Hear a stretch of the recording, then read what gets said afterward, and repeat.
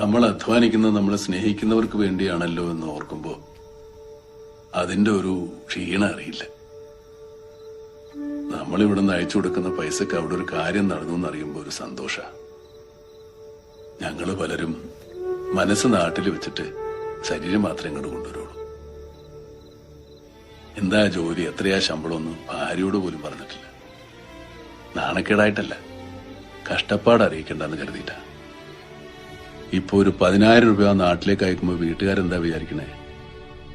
20,000 കിട്ടി, അതില് 10 മിച്ചം വെച്ചു 10 അയച്ചോളുന്ന. സത്യത്തില് 7,000 കിട്ടിയിട്ട് 3,000 കടം വാങ്ങിയിട്ട് അയക്കുന്നതാ. തിരിച്ചു കിട്ടുമെന്ന് കരുതി ആർക്കും ഒരു സഹായവും ചെയ്തിട്ടില്ല. തിരിച്ചു കിട്ടുമെന്ന് കരുതി കൊടുക്കുന്നത് സ്നേഹമല്ല, കടം കൊടുക്കല. ജന്മം കൊണ്ട് തന്നെ ദൈവം നമുക്ക് നൽകുന്ന ഒരുപാട് സൗഭാഗ്യങ്ങളുണ്ട്. സ്നേഹമുള്ള ഒരു അമ്മയുടെ മകനായിട്ട് ജനിക്കുക, സഹോദരന്മാര്, അവരുടെ മക്കള്, നമ്മളെ മനസ്സിലാക്കുന്ന ഒരു ഭാര്യ, ജീവിതകാലം മുഴുവൻ കൂടെ നിൽക്കുന്ന ഒരു ചങ്ങാതി. അതൊക്കെ ഓർക്കുമ്പോൾ ഞാൻ ഒരുപാട് സമ്പന്നനാണ്. ഒരുപാട്. മക്കൾക്കൊക്കെ ഞങ്ങള് വിരുന്നുകാരാ. വല്ലപ്പോഴുമൊക്കെ അവർക്ക് സമ്മാനങ്ങളുമായിട്ട് വരുന്ന വിരുന്നുകാര്. മക്കളുടെ പ്രായമുള്ള കുട്ടികളെ കാണുമ്പോൾ നമുക്ക് മക്കളുടെ ഓർമ്മ വരും. അച്ഛന്റെ അമ്മയുടെയും പ്രായമുള്ള ആളുകളെ കാണുമ്പോൾ എത്ര മക്കൾക്ക് അച്ഛനെ അമ്മയെ ഓർമ്മ വരും.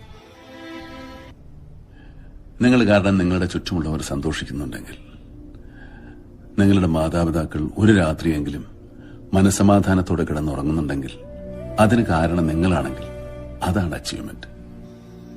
ഒരാൾ ജീവിതത്തിൽ വിജയിച്ചു എന്ന് പറയുന്നത് അയാളുടെ ജീവിതം മറ്റുള്ളവർക്ക് ഉപകാരപ്പെട്ടു നോക്കിയിട്ടാ. ഞാൻ കാരണമാണ് എന്റെ വീട്ടിലെ പട്ടിണി മാറിയത്, അച്ഛന്റെ കടങ്ങൾ തീർത്തത്, പെങ്ങന്മാരെ കെട്ടിച്ചു വിട്ടത്, ഏട്ടനൊരു തൊഴിലുണ്ടായത്. അങ്ങനെ നോക്കുമ്പോ ഒരു വലിയ ജീവിത വിജയം നേടിയ ആളല്ലേ ഞാൻ. സക്സസ്ഫുൾ മാൻ, ഫുൾ സക്സസ്ഫുൾ മാൻ.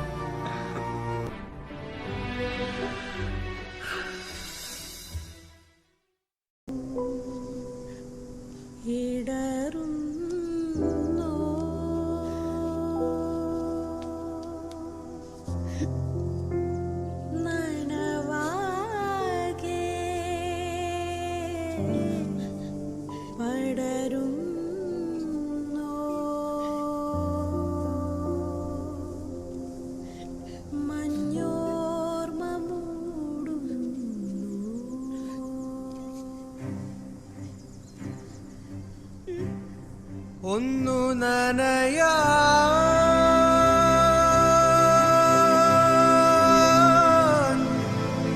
കാത്ത മഴയെവിടെ,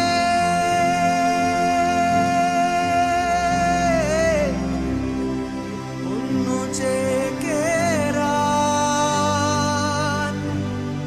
തേടി വന്ന കൂടെ.